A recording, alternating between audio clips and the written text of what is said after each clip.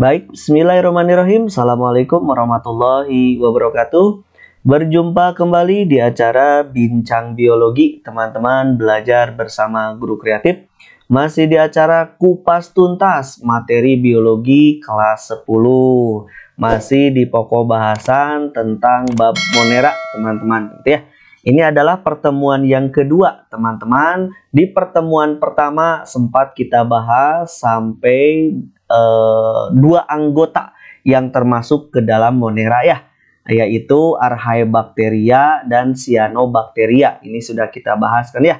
Peta konsep juga sudah kita bahas di pertemuan pertama. Archaebacteria juga sudah kita bahas di pertemuan pertama. Dan alga biru, Cyanobacteria, kita sudah bahas di pertemuan pertama. Nah, yang kedua ini adalah pertemuan lanjutan di bab tentang Monera ini, teman-teman, yaitu anggota yang ketiga Kingdom Monera, yaitu Eubacteria. Oke, kita masuk ke pokok bahasan Eubacteria ya. Jangan lupa like, comment, and subscribe. Baik. Nah, ketika kita berbicara anggota yang ketiga pada kingdomnya Monera, yaitu bakteri, teman-teman, maka dia memiliki ciri yang khas tentunya ya, yang membedakan dari Archaebacteria dan Cyanobacteria. Apa cirinya? Yang pertama, bakteri itu, teman-teman, dia memiliki dinding sel, di mana dinding selnya itu dia tersusun atas mukopolisakarida. Dan yang lebih uniknya lagi, bakteri ini juga sama, dia dinding selnya memiliki peptidoglikan. Nah, dari ketiga anggota Kingdom Monera yang memiliki dinding selnya tersusun atas peptidoglikan adalah Eubacteria ini dan Cyanobacteria. Sedangkan Archaebacteria dinding selnya bukan dari peptidoglikan, gitu ya. Nah, nanti kalau berbicaranya bakteri, dinding selnya itu nanti ada dua. Nanti kita akan bahas gitu ya. Struktur dari peptidoglikan, ada yang strukturnya tipis, ada yang strukturnya tebal. Dan itu menandakan nanti terhadap jenis dari bakteri tertentu. Nanti kita bahas ya. Nah, ciri yang kedua, pada sel bakteri, teman-teman, dia dapat mensekresikan lendir, gitu ya. Kemana? Ke permukaan dinding selnya. Nah, di mana lendirnya itu dia punya manfaat, gitu ya. Nanti salah satunya ada yang berperan sebagai kapsul, di mana dia mampu menginfeksi inangnya. Oke. Terus yang ketiga, dia memiliki membran sitoplasma, meliputi 8-10%-nya dari bobot kering sel, teman-teman, itu dia sekitar 8-10% ya, dan tersusun atas fosfolipid dan juga protein. Nah, itu dia membrannya. Terus di dalam sitoplasma pada bakteri dia dikelilingi oleh membran sitoplasma. Jadi sitoplasma itu dia dilindungi oleh membran sitoplasma. Namun inti selnya tidak memiliki membran inti. Jadi sama ya, Archaebacteria, Cyanobacteria, dan Eubacteria dia digolongkan ke dalam Kingdom Monera. Kenapa? Sebab dia tidak memiliki membran inti. Makanya dikelompokkan ke dalam sel prokariotik, gitu ya, tidak memiliki membran inti. Nah, Eubacteria ini, teman-teman, dalam kondisi tertentu ketika lingkungan tidak mendukung atau ada gangguan dari luar, maka bakteri ini dia mampu membentuk suatu fase pertahanan yang disebut sebagai membentuk fase endospora, gitu ya. Fase ini adalah untuk melindungi dirinya dari siapa? Dari lingkungan sekitar yang memang tidak menguntungkan. Maka dia membentuk fase endospora. Ketika lingkungan mendukung, maka dia kembali lagi hidup kembali membentuk bakteri-bakteri yang seperti biasanya beraktivitas, gitu ya. Nah, itu dia.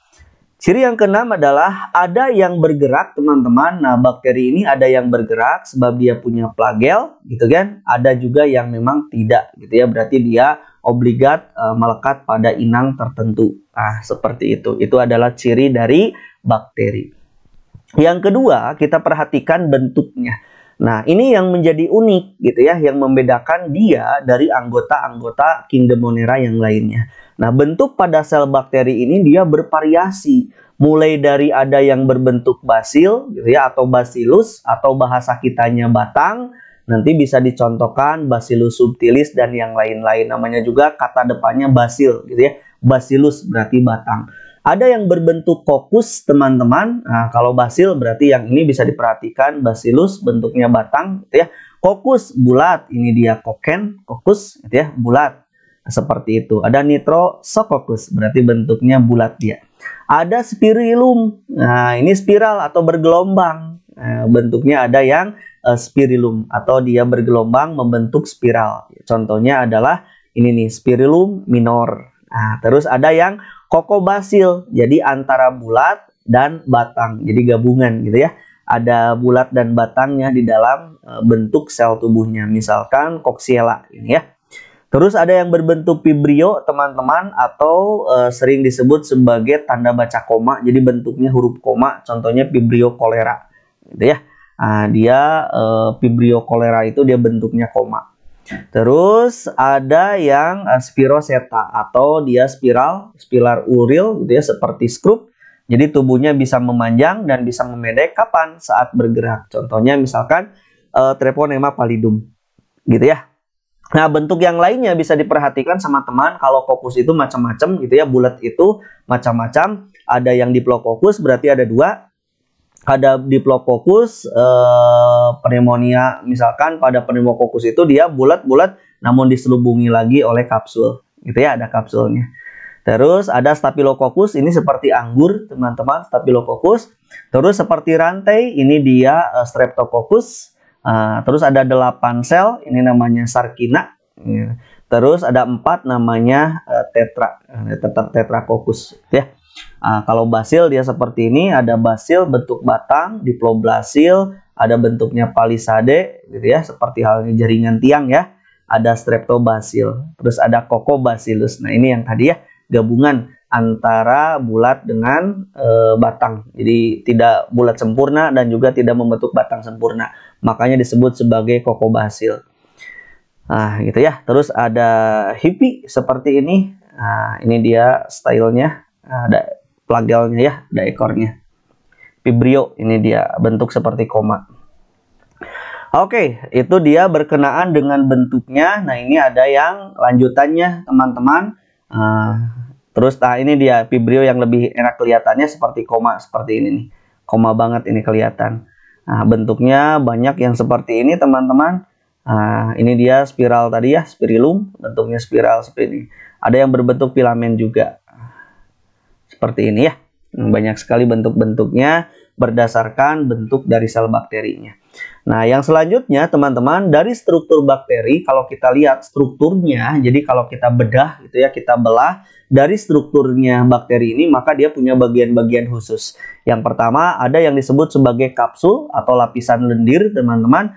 Nah, kapsul atau lapisan lendir ini dia lapisan terluar dari bakteri yang menyelimuti dinding sel. Jadi ketebalan lapisan ini memang bervariasi berdasarkan jenis bakterinya. Jadi adanya dan tidak semua memang bakteri itu dia memiliki kapsul, tidak semuanya.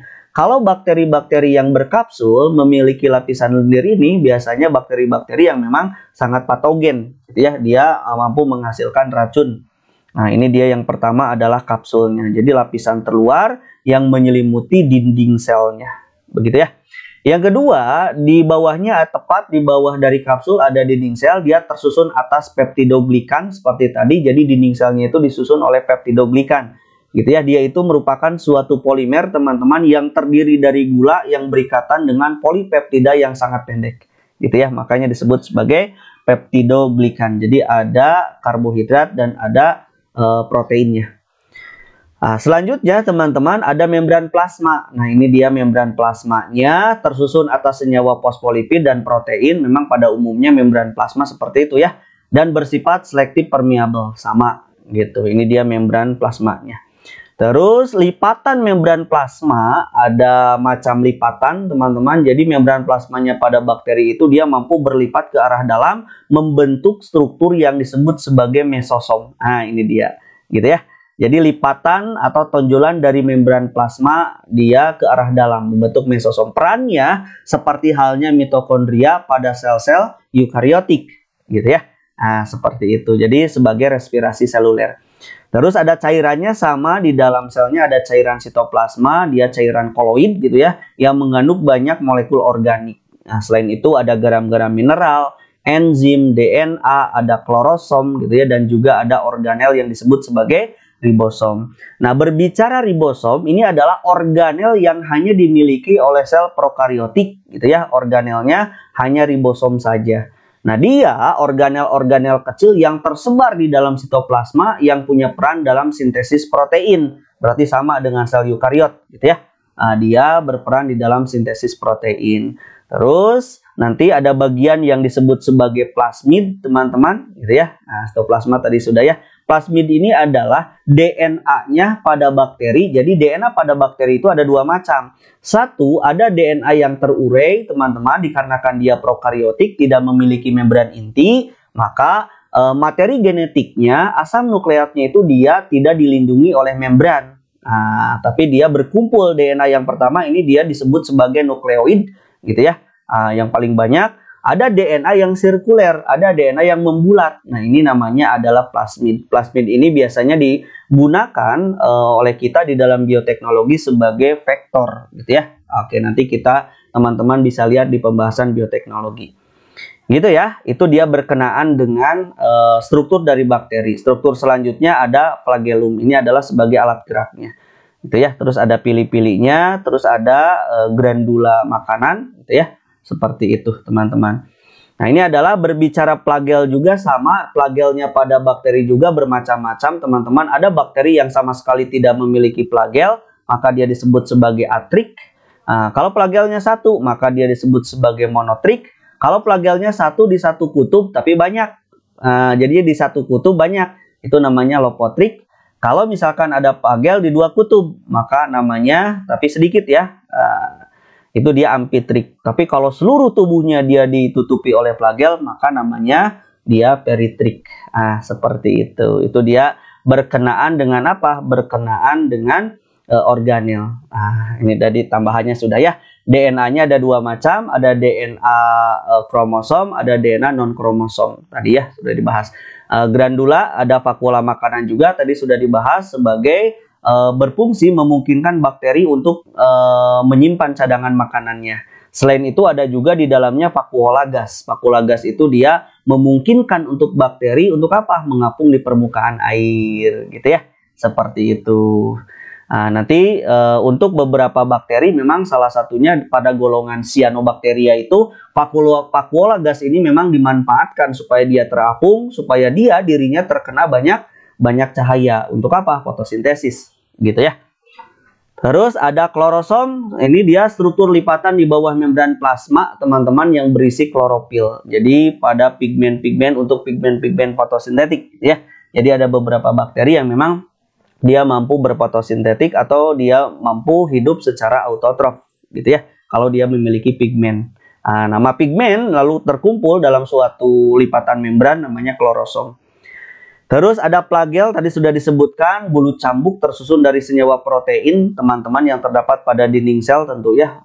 Di situ nanti banyak macam-macamnya, tadi sudah disebutkan, ada atrik, ada monotrik, lopotrik, ampitrik, gitu ya, ada peritrik. Dan yang selanjutnya ada pilus atau pimbria, teman-teman. Ini dia rambut-rambut lah pili, gitu ya, rambut-rambut halus. Dia struktur seperti flagel namun pendek-pendek, gitu ya. Jadi berupa rambut-rambut berdiameter lebih kecil, pendek, dan kaku. Dan memang biasanya dia menyelimuti di sekitar dinding sel. Seperti itu ya, ini pilih itu.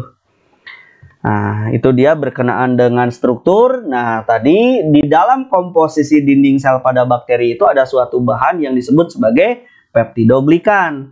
Nah, ada ketebalan atau tebal tipisnya peptidoglikan ini, teman-teman, nanti berpengaruh terhadap suatu uji. Nah, jadi kalau kita mau menguji biasanya lewat dinding sel ini kita bisa menentukan bakteri itu gram positif atau bakteri itu gram negatif. Jadi berdasarkan dinding sel ini menyerap suatu pewarnaan gram, gitu ya. Misal bakteri ini dia disebut sebagai gram positif. Oke, kapan? Ketika dia disebut sebagai gram positif jika diwarnai dengan kristal violet, teman-teman. Kristal violet itu memang awalnya warnanya ungu dan dicuci dengan alkohol, maka si bakteri ini dia menimbulkan warna yang sama, yaitu berwarna ungu. Nah, kalau dia bakterinya berwarna ungu setelah di pewarnaan gram, artinya teman-teman bakteri ini memang disebut sebagai gram positif. Artinya dia memiliki lapisan dinding peptidoglikan yang sangat tebal, gitu ya. Nah, itu dia tandanya. Jadi untuk bakteri-bakteri gram positif dia memiliki peptidoglikan yang tebal. Ketika tebal dia menyerap pewarnaan gram, menyerap banyak, mengakibatkan dia berwarna ungu, gitu ya. Nah, maka dia disebut sebagai bakteri gram positif. Kebalikannya, jika bakteri itu teman-teman diwarnai oleh kristal violet yang berwarna ungu tadi dan dicuci oleh alkohol, lalu warna ungunya akan luntur, gitu ya. Warna ungunya akan luntur, biasanya menimbulkan warna merah, gitu ya. Nah, ini menandakan bahwa dinding pada peptidoglikan bakteri tersebut berarti dia tipis. Nah, kalau tipis, maka dia disebut sebagai gram negatif. Seperti itu ya. Nah, jadi beda ya. Kalau bakteri gram positif, dia memiliki lapisan peptidoglikan yang tebal sebab diwarnai oleh pewarnaan gram, dia menimbulkan warna ungu, sedangkan dia disebut sebagai bakteri gram negatif, peptidoglikannya tipis sebab diberi pewarnaan gram, dia dengan kristal violet dia tidak menimbulkan warna ungu, gitu ya, namun hilang, bahkan tidak menimbulkan warna ungu, mengakibatkan artinya di sana dia lapisan peptidoglikannya tipis, berarti dia disebut sebagai sel bakteri gram negatif, begitu ya. Itu dia pewarnaan gram untuk menentukan jenis bakteri gram positif atau gram negatif.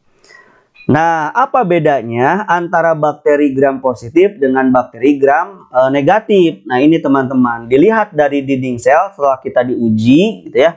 Maka lapisan peptidoglikan kalau kita uji dengan pewarnaan gram, maka yang gram positif itu dia lebih tebal, gitu ya. Nah, kalau yang negatif tipis. Kadar lipidnya kalau yang ini 1-4%, kalau yang gram negatif 11-22%. Nah, resistensi terhadap alkali, misalkan 1% KOH. Kalau yang gram positif mah tidak larut, gitu ya. Kalau yang gram negatif mah larut, gitu. Terus kepekatan terhadap iodin, ya dia lebih peka. Kalau yang ini tidak peka. Toksin yang dibentuk. Nah, bakteri gram positif dia eksotoksin, berarti dari luar, gitu ya. Kalau yang ini dia disebut sebagai endotoksin, dari dalam si toksinnya dibentuknya. Resistensi terhadap telurit. Nah, kalau yang ini dia lebih tahan, kalau yang ini dia lebih peka. Nah, sifat tahan asam, kalau yang positif, yang peptidoglikannya tebal, ada yang tahan asam, kalau yang ini dia tidak ada yang tahan asam, gitu ya. Kepekaan terhadap penisilin, terhadap antibiotik, kalau gram positif dia lebih peka, kalau yang negatif dia kurang peka. Kepekaan terhadap streptomisin sama antibiotik, ini tidak peka, yang ini peka, gitu ya. Itu dia perbedaannya, teman-teman. Nah, itu dia berdasarkan pewarnaan gram. Nah, selanjutnya kita lihat dari cara hidup. Nah, bagaimana bakteri itu hidup? Ada dua kemungkinan, gitu ya. Ada bakteri yang disebut sebagai bakteri autotrof, ada bakteri yang disebut sebagai bakteri heterotrof. Nah, berarti teman-teman, bakteri ini dia hidup kan di berbagai tempat, gitu ya, mulai dari tempat yang lembab gitu sampai memang di suatu tempat yang tidak ada oksigennya, gitu ya. Nah, tapi biasanya dia tumbuh subur pada suhu sekitar 25 derajat Celcius sampai 37 derajat Celcius, gitu ya. Nah, khusus untuk bakteri autotrof, teman-teman, atau bakteri yang mampu membuat makanannya sendiri, nanti dibagi-bagi. Ada yang membuat makanannya dengan bantuan cahaya, maka disebut fotoautotrof. Ada yang membuat makanan sendirinya dengan bantuan zat-zat kimia, maka disebut sebagai kemoautotrof dalam reaksi-reaksi kimia, ya. Nah, sedangkan untuk bakteri yang heterotrof, teman-teman, di mana bakteri itu tidak bisa membuat makanan sendiri, maka nanti dibagi-bagi. Ada bakteri yang berperan sebagai saproba, pengurai, teman-teman. Jadi bakteri ini memperoleh makanan dengan cara menguraikan organisme yang sudah mati. Makanya disebut sebagai bakteri saproba, gitu ya. Terus ada bakteri yang disebut sebagai bakteri parasit. Maka tentu namanya juga parasit, berarti dia akan mendapatkan makanan dari tubuh inangnya, gitu ya. Nanti ada parasit yang bersifat fakultatif, ada parasit yang bersifat obligat, gitu ya. Terus ada bakteri dia yang mampu bersimbiosis mutualisme dengan organisme lain, misalkan dengan akar tumbuhan, gitu ya. Nah, bisa itu dia mendapatkan makanan dari hasil mutualismenya dengan organisme lain, gitu ya. Nah, khusus untuk bakteri, teman-teman, jadi proses metabolismenya itu bisa dua kemungkinan. Ada bakteri yang mampu dia bermetabolisme secara aerob, ada bakteri yang mampu bermetabolisme secara anaerob. Berarti ada yang bisa memanfaatkan oksigen secara langsung, ada yang memang tidak sama sekali memanfaatkan oksigen, ya. Nah, khusus untuk bakteri aerob, teman-teman, maka bakteri itu ketika dia mau melakukan proses metabolisme, maka tentu keberadaan oksigen menjadi penting di dalam prosesnya. Nah, gitu ya. Nah, sedangkan untuk bakteri anaerobik nanti ada dua, ada anaerob fakultatif, artinya bakteri ini dapat hidup dengan atau tanpa adanya oksigen. Dengan oksigen bisa hidup, tidak ada oksigen juga dia tidak apa-apa, makanya disebut sebagai fakultatif, gitu ya. Sedangkan ada bakteri yang benar-benar dia anaerob obligat, artinya bakteri ini tidak sama sekali membutuhkan oksigen untuk hidupnya, gitu ya. Di dalam proses metabolismenya nggak perlu oksigen. Begitu ya, itu cara hidup pada bakteri. Nah, perlu diketahui teman-teman, dalam keadaan tertentu, kapan dalam keadaan tertentu itu? Ketika lingkungan di sekitarnya buruk, teman-teman, maka bakteri dia mampu melakukan suatu pertahanan terhadap tubuhnya. Bagaimana caranya? Jadi begini. Jadi saat bakteri dia dapat hidup di lingkungan yang buruk dengan membentuk suatu fase yang disebut sebagai endospora.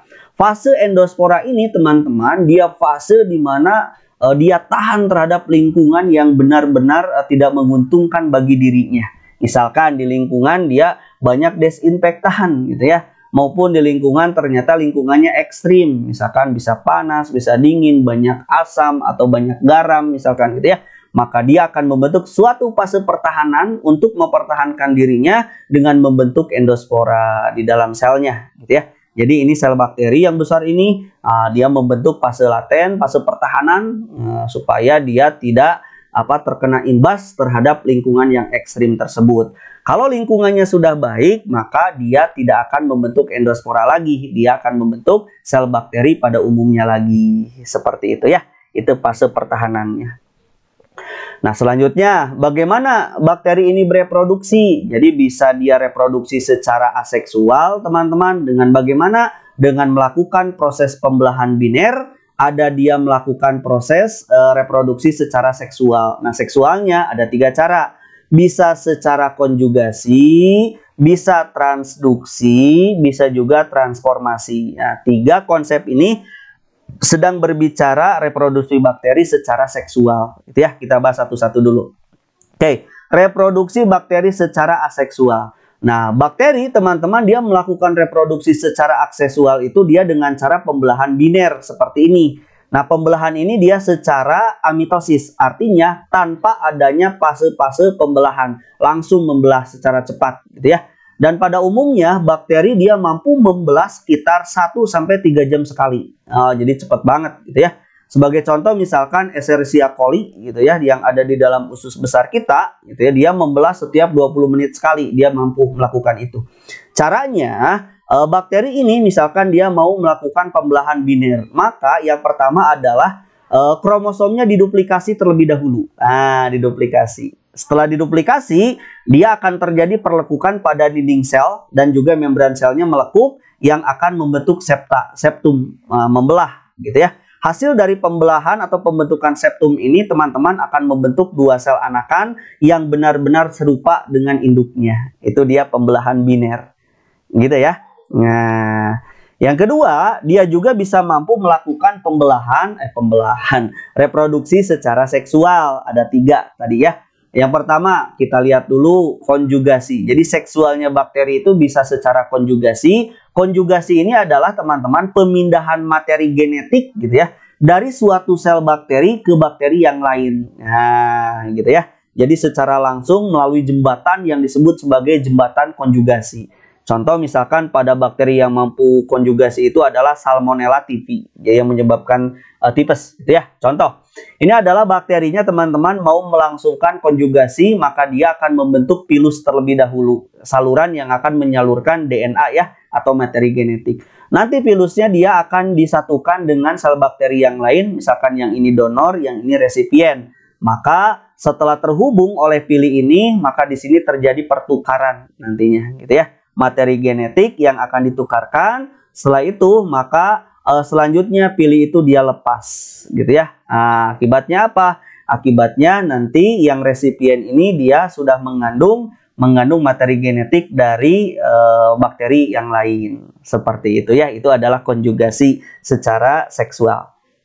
Yang kedua, teman-teman, bisa secara transduksi. Yang seperti apa transduksi itu? Transduksi itu adalah rekombinasi gen, teman-teman, antara dua sel bakteri dengan menggunakan virus. Virus ini di salah satunya disebut sebagai virus yang menyerang bakteri atau bakteriofag atau virus faga, gitu ya.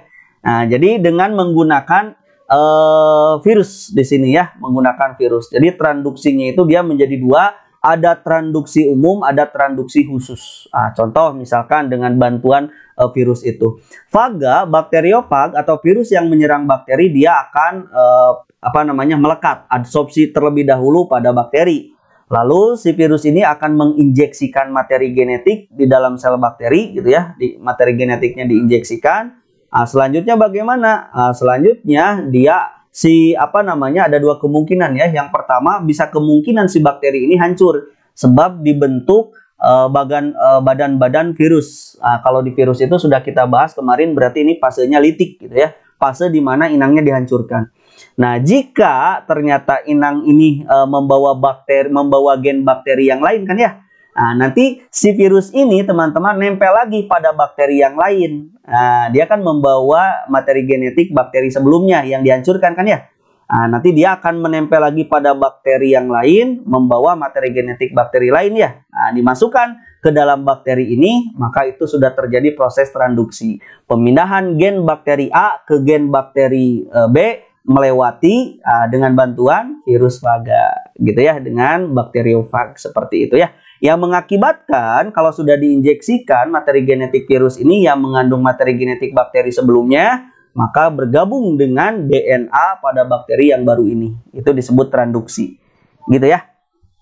Dan yang ketiga, teman-teman, ada yang disebut sebagai transformasi. Nah, kalau transformasi adalah rekombinasi gennya itu yang terjadi melalui pengambilan langsung sebagian materi genetik dari bakteri yang lain, teman-teman. Yang dilakukan oleh suatu bakteri tentunya, gitu ya. Jadi pengambilan langsung materi genetik dari bakteri lain secara langsung, gitu ya. Nah, bakteri yang mampu melakukan transformasi secara ilmiah itu adalah ada Rhizobium, Streptococcus, Neisseria, dan yang lain-lain. Caranya begini, teman-teman.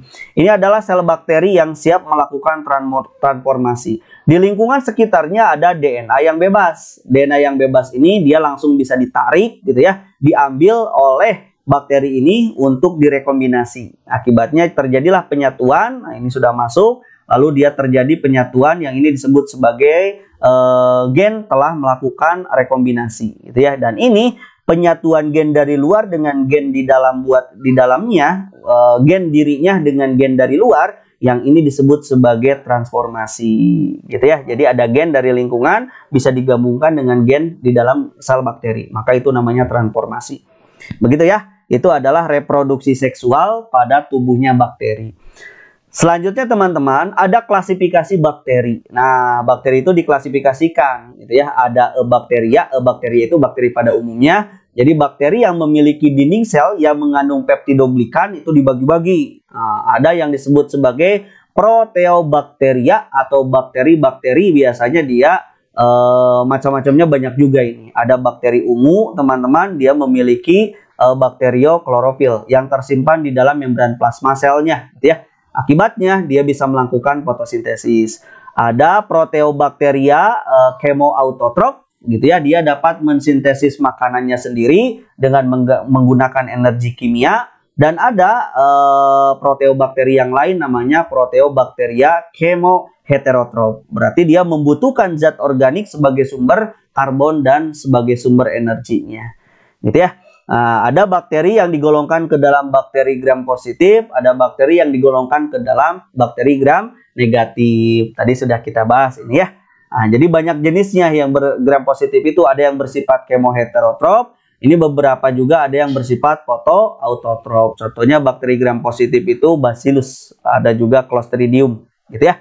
Terus klasifikasi bakteri yang lain ada yang disebut sebagai cyanobacteria. Nah, kemarin sudah kita bahas ini gitu ya. Cyanobacteria itu dia alga biru, teman-teman.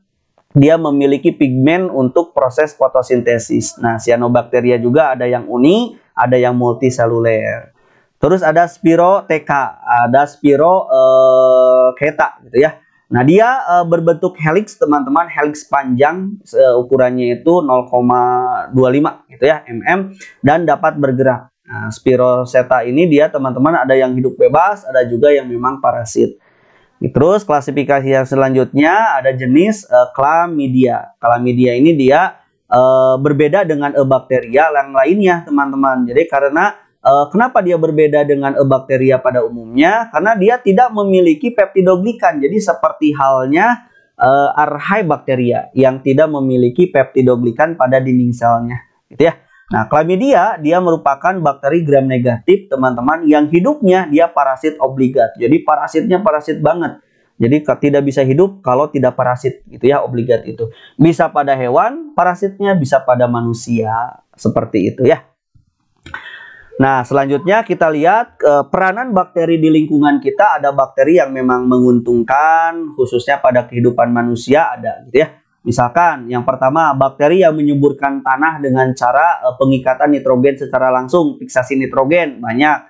Ada Clostridium, Azotobacter, Rhizobium yang bersimbiosis dengan akar tanaman, dia mampu memfiksasi nitrogen, ya. Terus ada juga yang membusukkan sisa-sisa pencernaan di usus besar, misalkan Escherichia coli, gitu ya. Ada yang berperan di dalam nitrifikasi, itu ada 3 macam, ada Nitrosomonas, Nitrosococcus, dan Nitrobacter.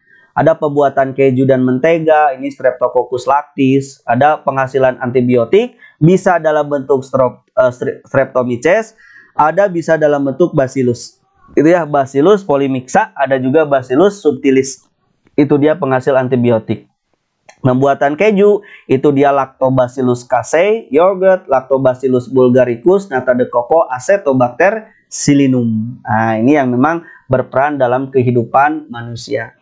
Selain itu ada juga yang memang merugikan, banyak yang merugikan gitu ya. Ada Clostridium botulinum yang menyebabkan keracunan pada makanan kaleng, itu bahaya. Ada Clostridium tetani, penyakit tetanus, Streptococcus pneumonia, ini dia pneumonia. Ada Bordetella gitu ya, pertussis, ini dia menyebabkan batuk rejan gitu ya. Ada Treponema pallidum, ini yang menyebabkan infeksi gitu ya.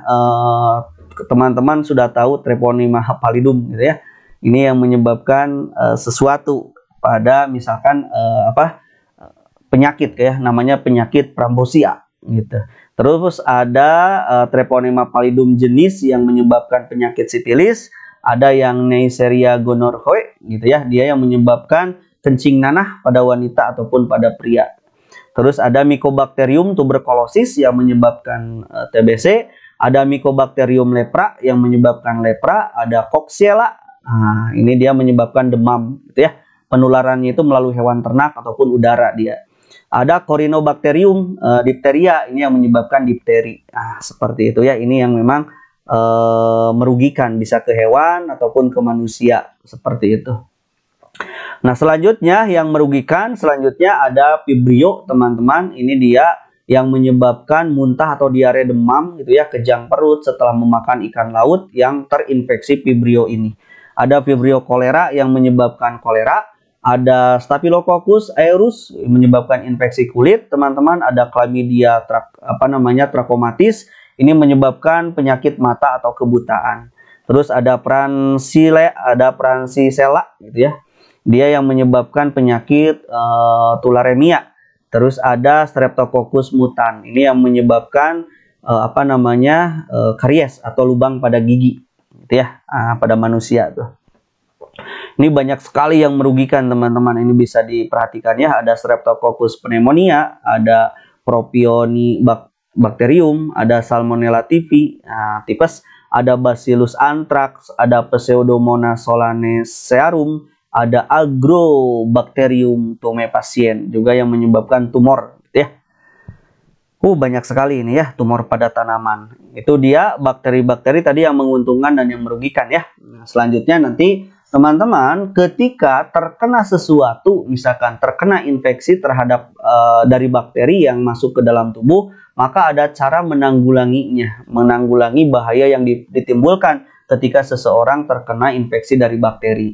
Yang pertama bisa melakukan sterilisasi, gitu ya. Nah, sterilisasi ini dia merupakan cara membebaskan medium atau alat atau ruangan gitu ya dari siapa? Dari bakteri ataupun mikroorganisme yang lain. Itu bisa kita menanggulangi bahaya bakteri dengan cara sterilisasi gitu ya. Terus yang kedua bisa melindungi tubuh kita dari bahaya bakteri itu dengan menjaga agar tubuh kita sistem kekebalan tubuhnya terus meningkat gitu ya, supaya tidak terkena bakteri. Terus meningkatkan sistem imun. Salah satunya itu bisa dengan menggunakan vaksin, menjaga kebersihan badan, istirahat yang cukup, olahraga secara teratur gitu ya. Itu adalah bagaimana melindungi tubuh dari bahaya bakteri. Terus ada bentuk lain yaitu pengolahan dan teknologi pengawetan makanan teman-teman supaya tidak terkena bahaya dari mikroorganisme. Salah satunya adalah dari bakteri. Dengan cara apa? Kalau pengolahan teknologi makanan bisa pemanasan atau pasteurisasi gitu ya. Nah, pemanasan ini bisa dilakukan dengan tujuan untuk membunuh kuman penyakit. Jadi mencegah pembusukan yang disebabkan oleh mikroorganisme, gitu ya. Dan menambah selera makan. Pemanasan juga nanti dibedakan menjadi dua macam. Ada yang disebut sebagai pasteurisasi, ada yang disebut sebagai sterilisasi. Biasanya kalau sterilisasi itu ke alat, gitu ya. Kalau pasteurisasi itu bisa ke makanannya. Terus ada juga dengan cara pengeringan. Jadi prinsip dasarnya adalah dehidrasi, menghilangkan kadar air di dalam makanan. Seperti itu ya. Terus ada pendinginan. Jadi menyimpan bahan makanan pada suhu rendah atau mencapai titik beku. Wah, nanti menggunakan lemari es biasanya ya. Terus ada penambahan bahan, misalkan ada zat yang lain yang kita tambahkan. Untuk apa? Bertujuan mencegah pertumbuhan bakteri. Jadi zat tersebut biasanya dalam bentuk zat pengawet, misalkan terdiri dari senyawa organik atau anorganik dalam bentuk asam maupun garam. Biasanya seperti itu ya. Terus sistem kemasan. Nah, sistem kemasan ini misalkan kemasan makanan teman-teman berupa botol, kaleng, plastik, kertas berlapis aluminium gitu ya. Nah, tujuannya apa? Tujuannya agar makanan bebas dari kontaminasi mikroorganisme ataupun dari udara luar gitu ya. Seperti itu. Terus iradiasi. Kalau yang ini dia dengan penyinaran foton, gitu ya, partikel cahaya yang berasal dari zat radioaktif, misalkan sinar gamma, teman-teman, dia dapat mematikan mikroorganisme pembusuk gitu ya, atau mikroorganisme patogen. Nah, namun khusus untuk iradiasi ini teman-teman, iradiasi ini teman-teman, dia dapat menimbulkan resiko. Apa resikonya? Nanti ada mutasi pada organisme. Jadi ada efek samping. Jadi kalau ada efek sampingnya, mending kita hindarkan, gitu ya. Dia menyebabkan terjadinya ionisasi dan timbulnya radikal bebas pada makanan, dan itu kan bahaya bagi pertumbuhan, perkembangan suatu makhluk hidup, gitu ya. Nah, seperti itu teman-teman. Selanjutnya ada misalkan kita mau mencoba mengkultur bakteri. Jadi ada metodenya bagaimana kalau kita mau mengkulturkan bakteri, gitu ya. Yang pertama ada metode pertama namanya Four Plate, gitu ya. Nah, jadi kita ambil sampel yang dimasukkan ke dalam medium sekitar 0,1 ml, gitu ya. Masukkan. Setelah itu sampel dituangkan ke cawan. Jadi dimasukkan ke dalam cawan. Cawannya tentulah ya cawan Petri steril. Jadi tutup cawannya, lalu goyangkan cawan secara melingkar supaya rata, gitu ya. Nanti simpan cawan Petri tersebut hingga pertumbuhan bakteri itu muncul. Nanti ada titik-titik putih, gitu ya. Dan di situ adalah bakterinya tumbuh. Nah, itu kultur bakteri secara Four Plate. Yang pertama begitu ya. Nah, yang kedua, teman-teman, bisa secara strict plate. Nah, kalau secara strict plate, ini dia dengan cara mengambil sampel atau cairan bakteri sekitar 0,1 ml lalu dituangkan ke medium. Nah, setelah dituangkan ke dalam medium, sebarkan sampel secara merata. Sama ini juga ya. Tentu dengan menggunakan bantuan gitu ya. Nah, nanti simpan cawan Petri juga sehingga pertumbuhan bakterinya itu dia tumbuh. Sama saja sebetulnya ya. Four plate ataupun strict plate. Intinya salah satu teknik bagaimana mengkultur bakteri seperti itu. Nah, seperti itu teman-teman. Selanjutnya kita akan lihat nih. Jadi sudah kita bahas 3 anggota yang tergolong ke dalam kingdom Monera. Ada Archaebacteria, ada Cyanobacteria, ada Eubacteria. Sudah kita bahaskan ya.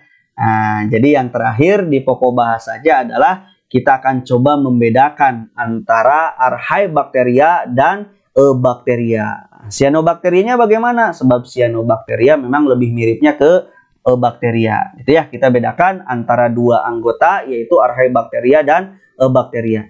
Kalau lihat dari nukleus lah, ketiga anggotanya sama, tiga-tiganya dia prokariota atau tidak memiliki membran inti, gitu ya. Nah, dinding selnya kalau yang khusus Archaebacteria dia tidak memiliki peptidoglikan. Sedangkan Eubacteria yang di dalamnya masuk yaitu Cyanobacteria dia memiliki peptidoglikan dinding selnya. Gitu ya.